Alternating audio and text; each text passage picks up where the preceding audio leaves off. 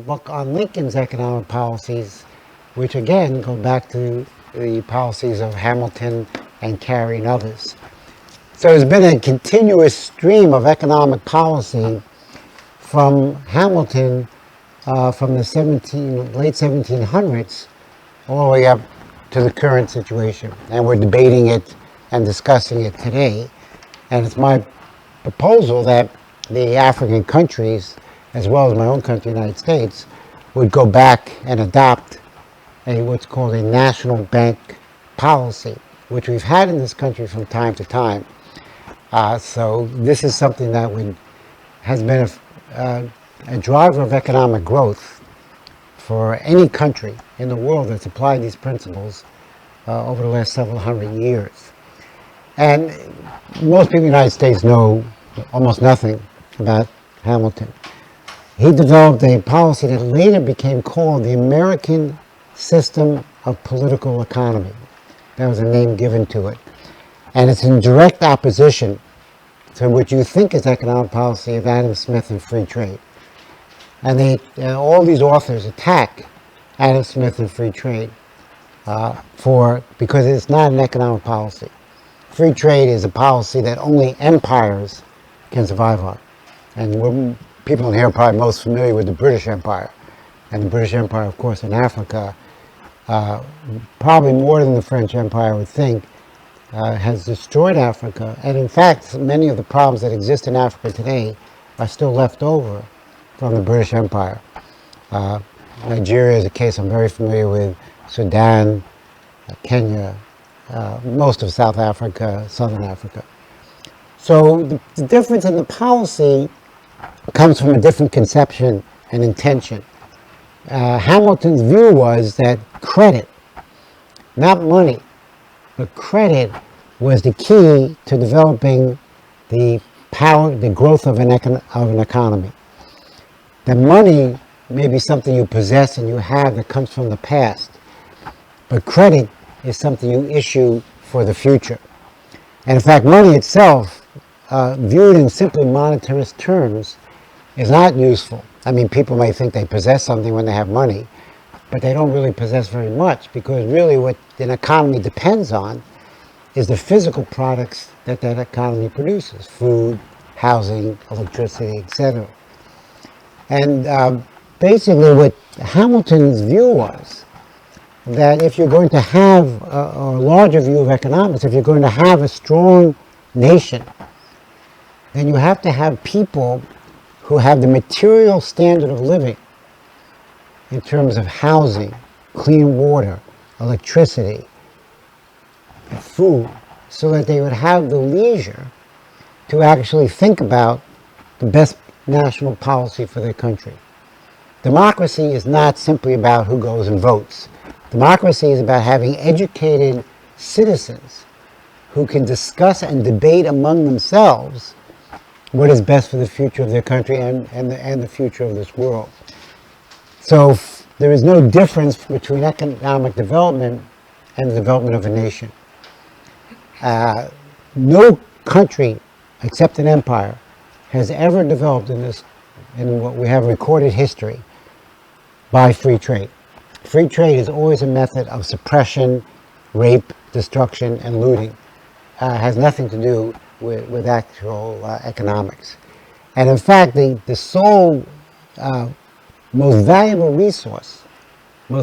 economic resource, which Hamilton and all these writers understood, is the human mind.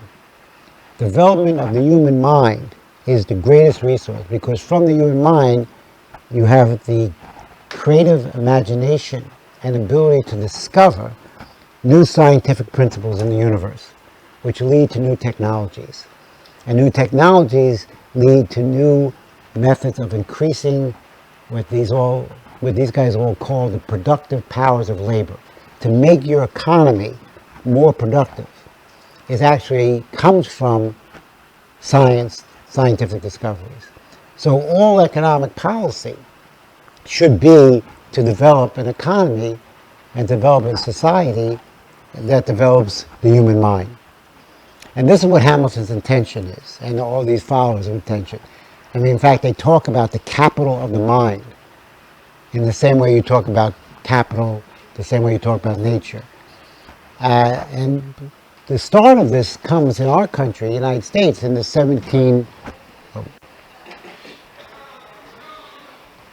Okay. For us in the United States, it starts in the late 1700s. But prior to that, you had people that you may not be familiar with, such as Gottfried Leibniz, who was a great philosopher of the 1700s, Jean-Baptiste Colbert of the 1600s in France, and they had similar ideas, but Hamilton concretizes them in this unique form in the United States. And he was an aide-de-camp during George Washington during the Revolutionary War. And so he was an economic genius. And he actually emigrated, since there's a big issue in the United States is immigration. He was an immigrant from the Caribbean to come to the United States. And Washington recognized his genius, Alexander Hamilton. And he came to the United States, joined the Revolutionary War, was Washington's aide-de-camp. Even though he was 20 years younger than Washington, he was like a teenager during the Revolutionary War. And Washington commissions him to form an economic system for the United States. And so he writes 4 reports. He writes a report on credit, he writes a report on banking, he writes a report on manufacturers, and then he writes a report in defense of his proposal for a bank. And these 4 reports are written between 1789 and 1791, and they form the core conception of how the United States was going to develop. And I'll go through some of the specifics in terms of what he did, but just to give you an idea of his intention, I'll just read a couple of quotes, not too many. How many people here are familiar with the Federalist Papers?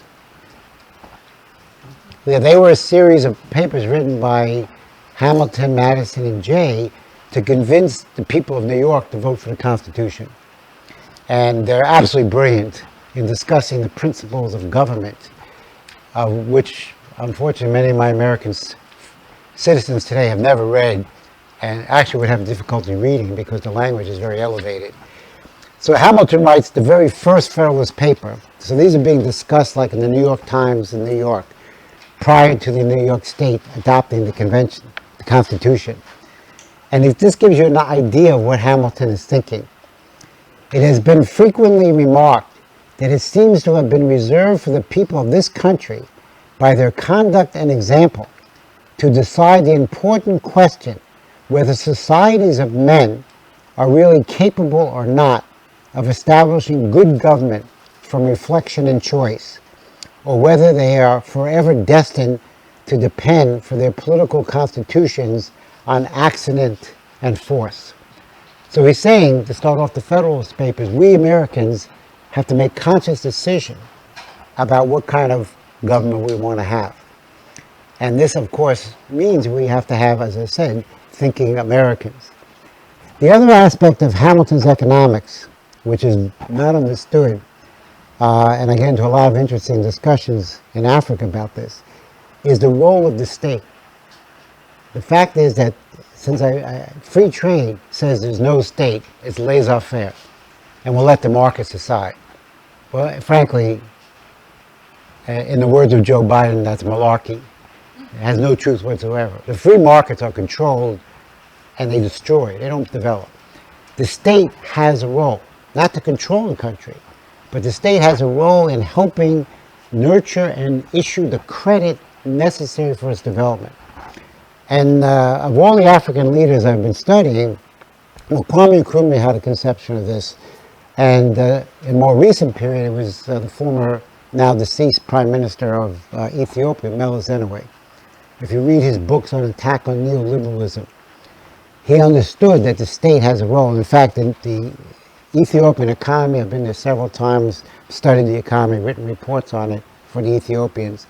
They are more conscious of this policy of the state than any other country in Africa right now. And I think they have the right approach. Because the question of credit, where do you get credit from? I'm not talking about citizens getting credit from the credit card. I'm talking about the state actually issuing credit, what we call the public sector, to promote necessary investments in the future of the country for the welfare of the citizens.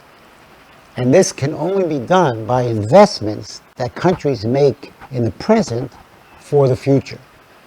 And so if you're thinking about infrastructure, which is my area of specialty in Africa, how do you get infrastructure? The government has to issue the credit. Now, people would say that's inflationary. It's not inflationary. If the credit is invested in infrastructure, that actually leads to an increase in the productivity of the economy, then the wealth produced more than pays for the credit, providing the credit is not usurious.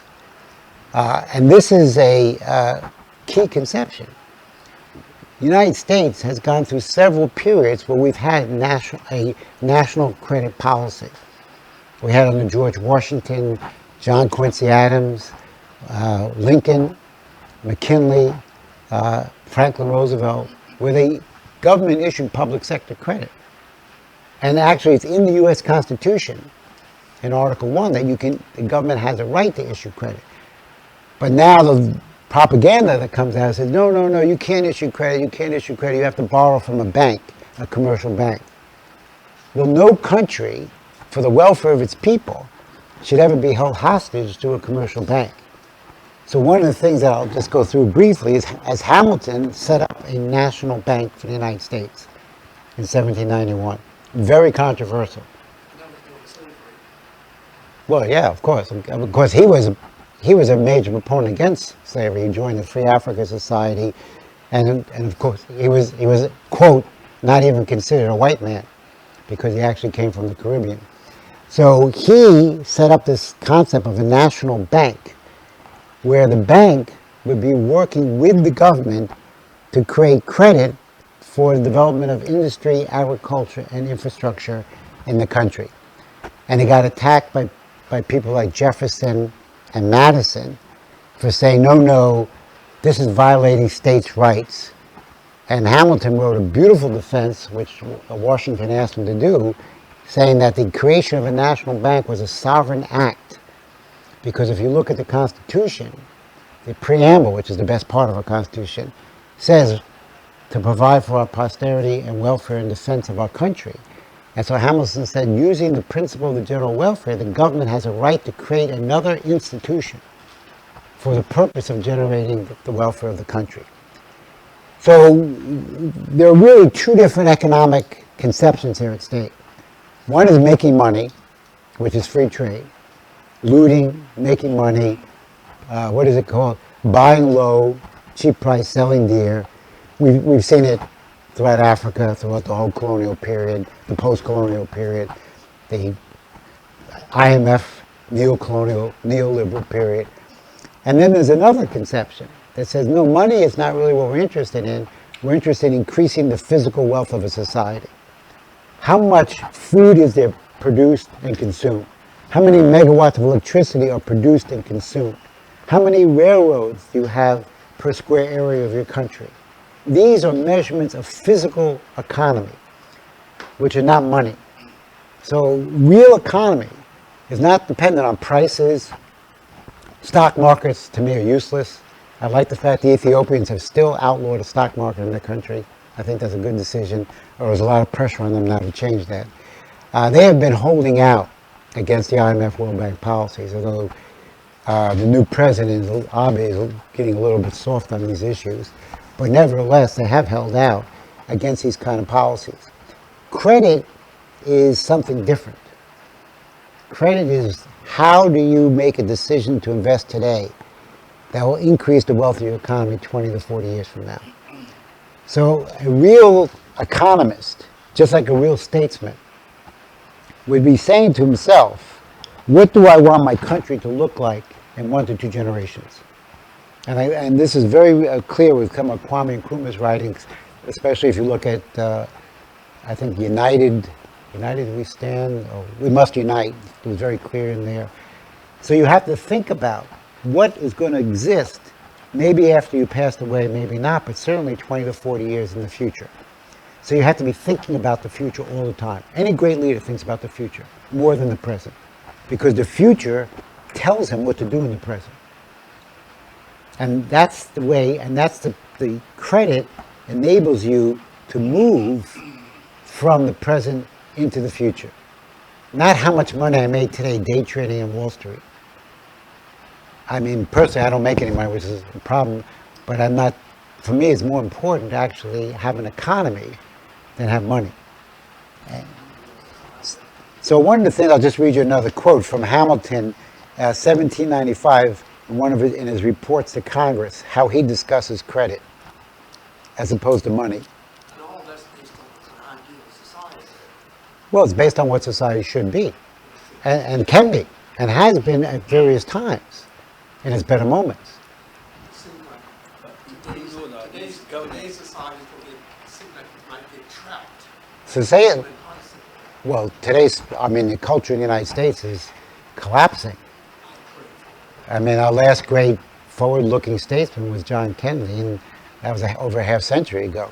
So Hamilton writes on credit, quote, in 1795, so the country's just formed, Washington's just become president 4 years or 5 years earlier. Public credit is among the principal engines of useful enterprise and internal improvements. As a substitute for capital, it is little less useful in gold or silver, in agriculture and in commerce, and in the manufacturing and mechanic arts. It is a matter of daily experience in the most familiar pursuits. One man wishes to take up and cultivate a piece of land. He purchases it upon credit. In time, he pays the purchase money out of the produce of his soil which has been improved by his labor. Another sets up in trade. In the credit founded upon a fair character, he seeks and often finds the means of becoming at length a wealthy merchant. A third commences business as a manufacturer or a mechanic with skill, but without money.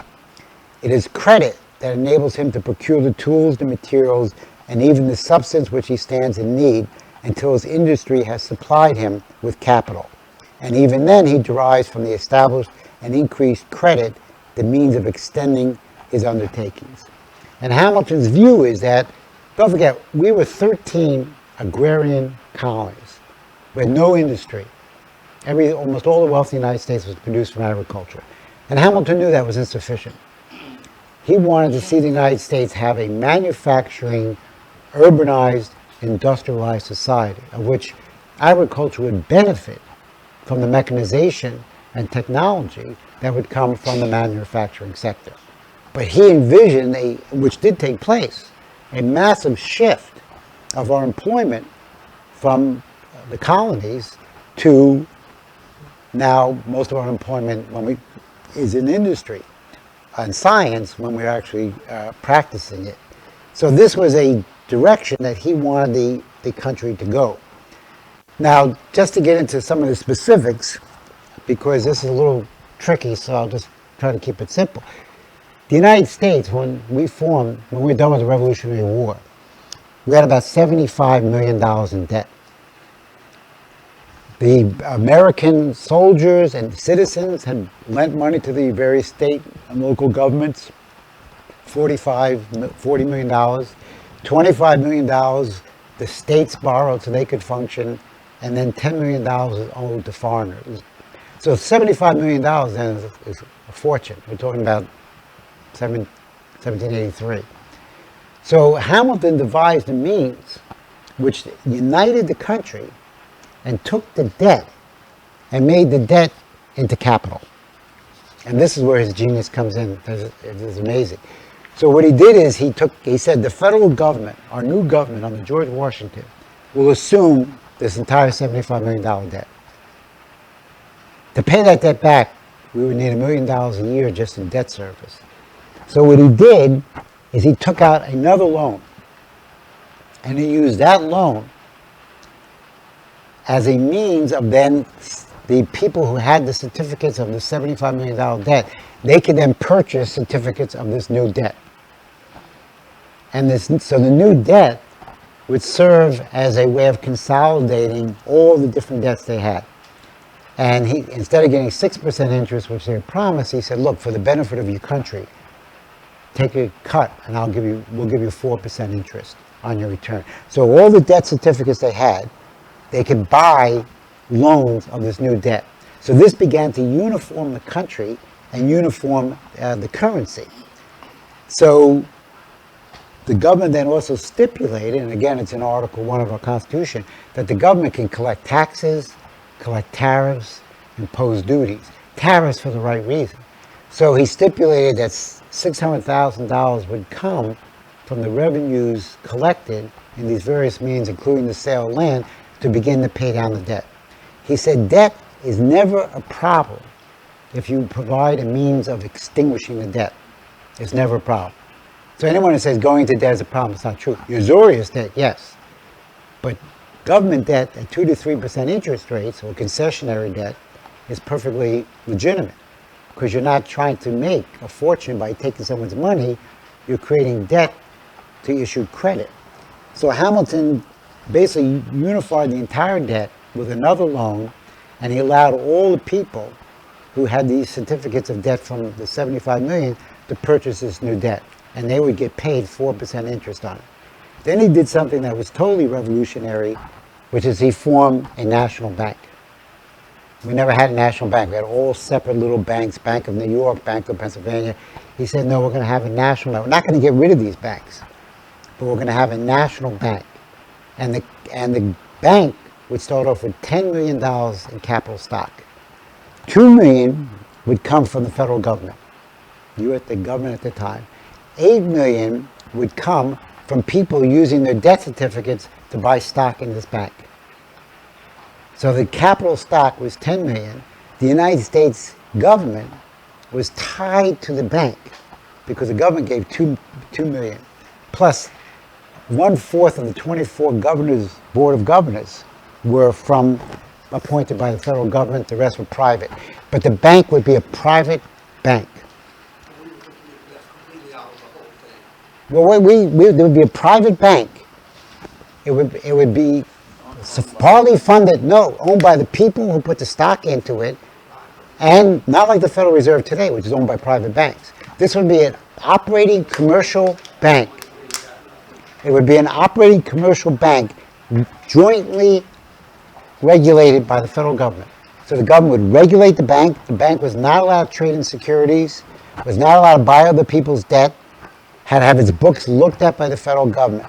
So Hamilton tied the national welfare of the country to this bank, which was a commercial bank to make money by lending credit to American citizens to build the canals, to build the industry, to build the farm. And over time, each of the bank would issue notes to the people who put their debt into the bank. So the bank notes became for the first time a national currency in the United States. And this bank ran for 20 years, from 1891 to 1811, until Andrew Jackson killed it, and then it was brought back. And there's constant fight over this. Germany adopted a position similar to this on the national bank. Japan, in the Meiji Revolution in 1861-65, they had members of these American system economists advising Japan. The Tsar of Russia picked up on this program.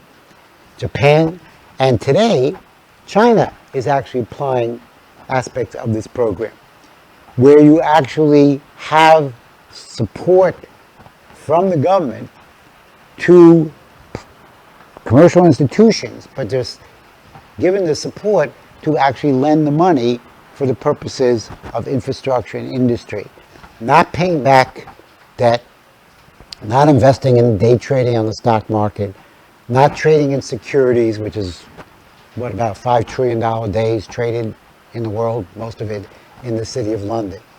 And so this conception of creating a bank for the interest of promoting industrial manufacturing capability in the United States actually worked. And the proof of it is when the United States applied these principles, there was actually substantial, significant growth. When we had presidents who opposed it or destroyed it, you saw economic downturns. Now, it took a different form all the time. So Lincoln did things differently. He created the greenbacks. The greenbacks became a national currency that allowed investment in infrastructure. And if you know about Lincoln's programs, it was all about internal improvements. Internal improvements, internal improvements. And of course, the great, Val and I were just discussing, Lincoln, probably our most favorite president, during the midst of the Civil War, where he's facing the most difficult decisions of hundreds of thousands of Americans killing each other, he nevertheless launched the East-West Railroad. The East-West Railroad became the greatest development for the United States at that time, uniting the country across two oceans, and became copied immediately by other countries. And most immediately, Russia built the Trans-Siberian off of the East-West Railroad. But Lincoln created greenbacks. Roosevelt, I wasn't around during Roosevelt's time. I mean, I might be older than many people in this room at 68, but I still wasn't around Roosevelt's time. But from reading all his works, he created something. He used a Reconstruction Finance Corporation, and he channeled billions of dollars through the RFC into rebuilding the United States, and used, quote, public sector credit. The great Tennessee Valley Authority, which transformed the whole Appalachia sector of 9 states in Central America, transformed the country. And this was even done as recently as we saw it on the John F. Kennedy. Different form, but Kennedy used federal money for infrastructure. He was following Roosevelt's example, building all these dams in California, Nevada, Colorado, which produced electricity, which produced irrigation. And of course, his greatest accomplishment was the space program, where we took federal money to build things that would never existed anywhere, to get rockets and men on the moon, which revolutionized our economy. The science and technology from the space program returned $14 to every dollar invested. Now we have this discussion by this president of going back to the moon in 2024, colonizing, industrializing it to go to Mars, which I support completely. And these types of endeavors, where you're pushing man to the limits of scientific discovery, are the solution, provide all the solutions here on Earth. I'm convinced, personally, I'm going to be writing a paper on this shortly, that the space program, which would include, led by China and the United States, but supported by Russia and India, because we all have now rovers on the moon, but a real, genuine, aggressive space program by the 4 powers, we could solve the problems of the Sahara Desert, which are, because we would find the technologies to do it. But just going back and ending on the question of the role of investment in infrastructure, this is what lifts an economy and transforms an economy from its present state into a future state. And I'll just give you a concrete example. Val and I have been discussing this for a while. I was at this conference on Lake Chad. Lake Chad is drying up. It's not drying up because of man-made environmental problems. It's been drying up for centuries. So, the fact is the lake drew up, has collapsed many times before we had any economies to speak of. It was 5,000 years ago, it was 1 million square kilometers. Now it's about 1,300. But at this conference I spoke at the UN, which was supported by the Nigerian mission, my proposal, which I spoke at in Abuja in February with President Buhari and others, is a project to bring water to recharge the lake called Transaqua. So you would take the excess small amount of water from the Congo River Basin, 5%, and build a canal up to the Chari River. And the Chari River would release the water into Lake Chad, and you would return the lake to where it was in 1963, which is only 25,000 square kilometers. Today it's about 1,500. So this is a great project. And at the conference in Abuja last year, it was called the Kwame Nkrumah Pan-African Project, because you would affect 12 nations. All the nations of the Congo River Basin, about 6 or so, all the nations of the Lake Chad Basin. And you'd be affecting about 1/3 of the African continent.